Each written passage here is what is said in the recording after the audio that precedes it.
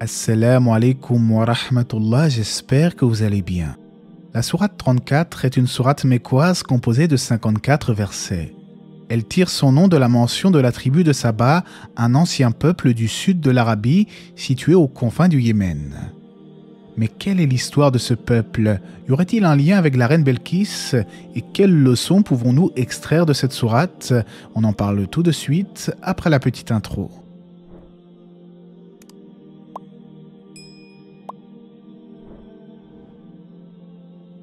La sourate commence par glorifier le Créateur en nous rappelant qu'il détient la souveraineté absolue dans l'univers jusqu'au passage. Et louange à lui dans l'au-delà, et c'est lui le sage, le parfaitement connaisseur. Et louange à lui dans l'au-delà, c'est-à-dire que dans la vie future, se manifestera de sa louange et de ses éloges ce que l'on ne retrouve pas en ce monde. Il en sera ainsi des habitants du paradis qui ne cesseront d'évoquer Allah, car l'évocation d'Allah sera pour eux comme l'oxygène qu'ils respireront à chaque instant. Il est aussi le parfaitement connaisseur, car sa science englobe toutes choses au sein de sa création, rien ne lui échappe. Ensuite, les versets réfutent les arguments des mécréants qui renient la résurrection à partir des tombes. Allah attire donc l'attention au verset 9 sur le fait que s'il méditait vraiment sur ce qu'il y a dans les cieux et la terre, il comprendrait que la résurrection est en réalité très facile pour le Créateur. À partir du verset 10, Allah mentionne les grâces qu'il accorda à certains de ses prophètes. Quant à Daoud alayhi salam, il bénéficia de la royauté et de la prophétie, ainsi que de nombreuses armées et une voix mélodieuse, idéale pour la récitation des psaumes. De surcroît, les montagnes et les oiseaux répétaient après lui lorsqu'il récitait. Nous avons certes accordé une grâce à David de notre part, aux montagnes et oiseaux, répétez avec lui les louanges d'Allah, et pour lui, nous avons amolli le fer. Pour certains exégètes, Daoud n'avait pas besoin d'introduire le fer dans le feu, ni de le frapper avec un marteau, mais Allah a plutôt amolli pour lui ce matériau. Pour Qatada, il aurait été le premier à fabriquer des côtes de mailles. Quant au prophète Salomon, c'est-à-dire Suleyman, comme nous l'avons vu dans la sourate Les Fourmis, il avait reçu un vaste royaume et les djinns ainsi que le vent lui étaient soumis. Les djinns travaillaient sous les ordres de Suleyman et exécutaient pour lui ce qu'il voulait, sanctuaires, statues, plateaux comme des bassins et marmites bien ancrées. Néanmoins, Allah conclut le verset 13 en exhortant la famille de Daoud à être reconnaissant pour tous ses bienfaits. Cela car, lorsqu'Allah octroie des bienfaits à ses serviteurs, il s'agit d'un test. Vont-ils se montrer reconnaissants ou ingrats? D'où la fin du verset, alors qu'il n'y a que peu de mes serviteurs qui sont reconnaissants. La gratitude peut s'exprimer par la prière, le jeûne et la louange, notamment en disant Alhamdulillah. Le véritable musulman ne doit jamais cesser d'exprimer sa gratitude envers son Seigneur, car Allah n'aime pas ceux qui sont ingrats. Selon certains savants, la gratitude renvoie à la crainte d'Allah et à l'accomplissement des œuvres de bien. Le prophète Daoud était extrêmement reconnaissant envers Allah et comme nous l'indiquent les hadiths, il priait la nuit et jeûnait un jour sur deux. C'est ainsi que certains musulmans suivent son exemple en jeûnant un jour sur deux à titre surérogatoire bien entendu. Le verset 14 nous informe qu'à la mort du prophète Suleyman, aucun des djinns qui étaient à son service n'a été informé de son décès. En effet, ils continuaient à accomplir les tâches qu'ils effectuaient lorsque celui-ci était encore en vie. À cet effet, comme le rapportent les exégètes, dont Ibn Abbas et d'autres, lors de sa mort, il resta appuyé sur sa canne pendant un long moment, près d'un an, avant que les termites ne rongent le bois de la canne, qui céda alors. Conséquemment, Suleyman alayhi salam tomba à terre. On découvrit alors qu'il était déjà mort depuis un bon moment, ce qui est l'une des plus grandes preuves que les djinns n'ont en réalité aucune connaissance de l'invisible. Allah dit en ce sens, puis lorsqu'il s'écroula, il apparut de toute évidence aux djinns que s'ils savaient vraiment l'inconnu, ils ne seraient pas restés dans le supplice humiliant de la servitude. Allah évoque au verset 15 la tribu de Saba. Selon le tafsir d'Ibn Kathir, Saba désigne en fait des monarques du Yémen. Le peuple de Touba en était issu, de même que Belkis. Le royaume de Saba avait donc pour habitants les Sabéens. Selon un hadith, à l'origine, Saba était un homme d'où descendaient les tribus yéménites. Il eut 10 enfants, 6 d'entre eux étaient sur la bonne voie et 4 s'égarèrent. Les gens de Saba jouissaient d'immenses richesses et de récoltes, et les cités étant proches les unes des autres, ils pouvaient aisément voyager en toute sécurité, comme vers le Cham par exemple. Cependant, certains parmi eux se sont montrés ingrats concernant leurs bienfaits, et ils se firent alors du tort à eux-mêmes. Allah leur avait pourtant envoyé des messagers qui les exhortaient à être reconnaissants, mais ils s'en détournèrent, comme l'indique le sens du verset. Mais ils se détournèrent. Nous déchaînâmes contre eux l'inondation du barrage et leur changeâmes leurs 2 jardins en 2 jardins aux fruits amers, tamaris et quelques jujubiers. Selon les exégètes, il y avait un barrage qui retenait l'eau, mais quand Allah en eut décidé, il céda, ce qui causa une grande inondation qui saccagea les 2 jardins des gens de Saba. Telle est la rétribution de ceux qui ont renié leur Créateur et refusé de lui rendre grâce pour ses bienfaits, à contrario des prophètes comme Suleyman et Daoud, qui eux étaient reconnaissants. Il y a en ce genre de récit d'importantes leçons pour nous autres musulmans. En effet, cela nous encourage à être reconnaissants dans l'aisance, mais aussi à être patients lors des épreuves.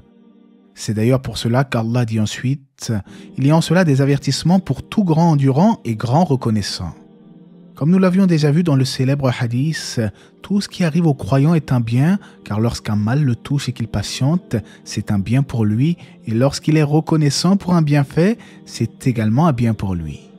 Puis le verset 20 mentionne le fait que le diable avait misé sur l'égarement des êtres humains, comme ceux dont nous avons parlé juste avant. Le diable dit lui-même « J'éprouverai certes sa descendance, excepté un petit nombre parmi eux. » En réalité, le diable n'a qu'un pouvoir de suggestion, mais il ne contraint personne à passer à l'acte. Celui qui commet un péché ne doit blâmer que sa propre personne et en assumer la responsabilité. Allah réfute ensuite les croyances polythéistes des mécréants en nous rappelant notamment que seul lui possède l'intercession au jour du jugement. Puis le verset 28 évoque l'universalité de l'islam en lien avec la généralité de la mission du prophète alayhi salatu wassalam. Et nous ne t'avons envoyé qu'en tant qu'annonciateur et avertisseur pour toute l'humanité, mais la plupart des gens ne savent pas. En d'autres termes, le prophète n'a pas été suscité que pour le peuple arabe uniquement, mais pour l'ensemble des gens. Quant aux mécréants, ils se blâmeront mutuellement le jour du jugement, mais cela ne leur sera d'aucune utilité. Et si tu pouvais voir quand les injustes seront debout devant leur Seigneur, se renvoyant la parole les uns aux autres. Puis au verset 34, Allah nous dit qu'il n'a pas envoyé un messager sans que les gens opulents parmi eux ne l'accusent de mensonge. Cela est aussi un moyen de consoler le prophète Mohammed alayhi salatu wassalam, confronté au refus de son peuple de suivre la vérité. En effet, ce sont souvent les gens les plus riches qui n'acceptent pas la vérité, même si bien entendu ce n'est pas toujours le cas. D'ailleurs, dans leur délire, les mécréants pensaient que leur bien les protégerait contre le châtiment d'Allah, estimant que si Allah leur avait octroyé cela, alors il les préserverait certainement de toutes sortes de supplices. Et cela dans l'hypothèse où ils reconnaissaient la résurrection. Mais Allah nous rappelle qu'il accorde ses dons ou les restreint à qui il veut, et la richesse n'est pas forcément un signe de son amour envers une personne. En outre, ce n'est pas la richesse qui rapproche d'Allah, mais le bon usage que l'on en fait, comme les aumônes fi sabilillah par exemple. Allah nous dit en ce sens, « Ni vos biens ni vos enfants ne vous rapprocheront à proximité de nous, sauf celui qui croit et œuvre dans le bien. » Ce sont seulement ceux-là, à savoir les croyants qui œuvrent dans le bien, qui hériteront du paradis éternel.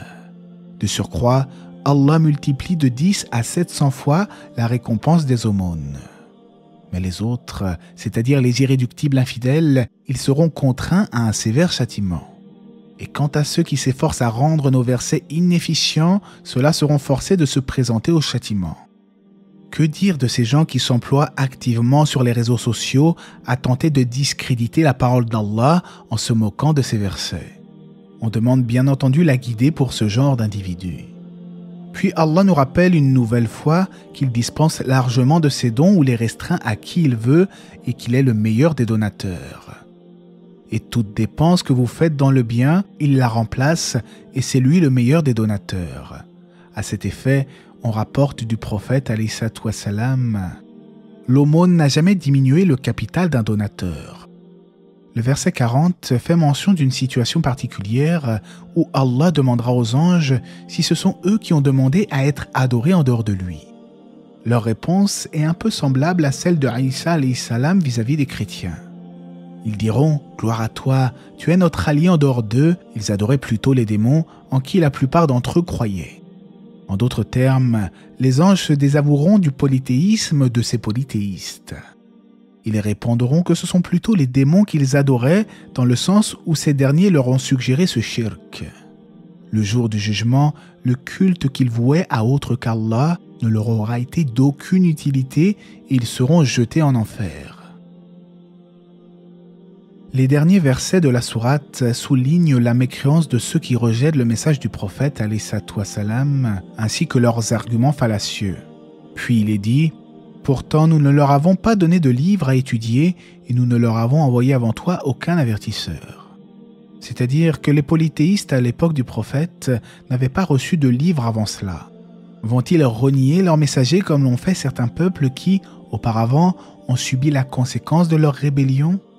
Ils étaient pourtant bien plus riches qu'eux, mais la richesse, comme nous l'avons vu, ne peut pas repousser le châtiment. Or, le prophète alayhi salam n'est venu que comme annonciateur et avertisseur, tout comme les autres messagers avant lui. Annonciateur d'une bonne nouvelle pour celui qui emprunte le bon chemin et avertisseur contre un dur châtiment pour celui qui se détourne de la vérité. De surcroît, il ne leur demande aucun salaire, car son salaire incombe à Allah. Allah nous dit ensuite qu'il lance la vérité à ses messagers et qu'il est parfaitement connaisseur de toutes choses jusqu'au passage. Dit, la vérité, l'islam est venu et le faux, la mécréance, ne peut rien commencer ni renouveler. En effet, la vérité vient d'Allah et le faux est voué à disparaître. C'est pourquoi lorsque le prophète entra dans la mosquée sacrée le jour de la libération de la Mecque, il a trouvé des idoles autour de la Kaaba. Il s'est alors mis à les frapper avec son arc en récitant ce verset. Le verset 50 nous rappelle que celui qui s'égare ne s'égare qu'à ses dépens et que celui qui se guide ne le fait que grâce à son Seigneur et Allah est audient et proche. Abu Musa al-Ash'ari rapporte que les gens élevaient la voix lors des invocations et le prophète alayhi salam a dit « Ô gens, marquez de la retenue car vous n'invoquez ni un sourd ni un absent. Celui que vous invoquez entend et est proche. » Au verset 51, Allah évoque le cas des mécréants qui seront saisis de peur au jour de la résurrection. Ils essaieront alors de se rattraper en prétendant avoir la foi, mais Allah dit en ce sens « Ils diront alors « Nous croyons en lui, mais comment atteindront-ils la foi de si loin ?» Selon les exégètes, cela signifie « Comment pourraient-ils atteindre la foi alors qu'ils ont renié cette dernière durant leur vie terrestre ?»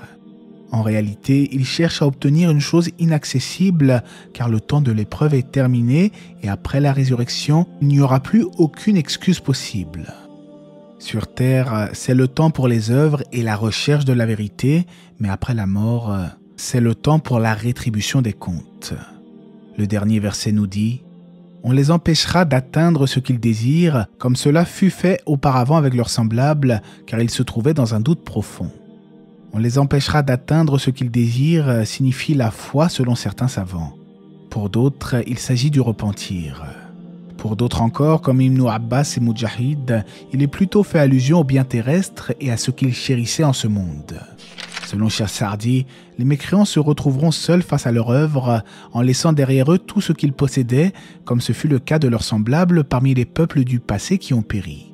Eux aussi se trouvaient dans un profond scepticisme, les empêchant de profiter des exhortations et des mises en garde de leurs prophètes. En définitive, la sourate que nous avons étudiée aujourd'hui explore des thèmes essentiels tels que la reconnaissance dont doit faire preuve le croyant à l'image des prophètes Sulayman et Daoud. Cela contraste avec ceux qui ont été ingrats comme certaines générations parmi les gens de Saba. Nous avons également vu que la richesse mondaine n'est d'aucune utilité à l'exception des croyants qui dépensent de leurs biens dans le sentier d'Allah. À la fin de la sourate, nous avons vu le désespoir dans lequel sombreront les infidèles qui essaieront en vain de se rattraper de leurs méfaits. Et Allah sait mieux, j'espère que ce rappel vous aura été profitable, que la paix et les bénédictions d'Allah soient sur le prophète, sa famille et ses compagnons.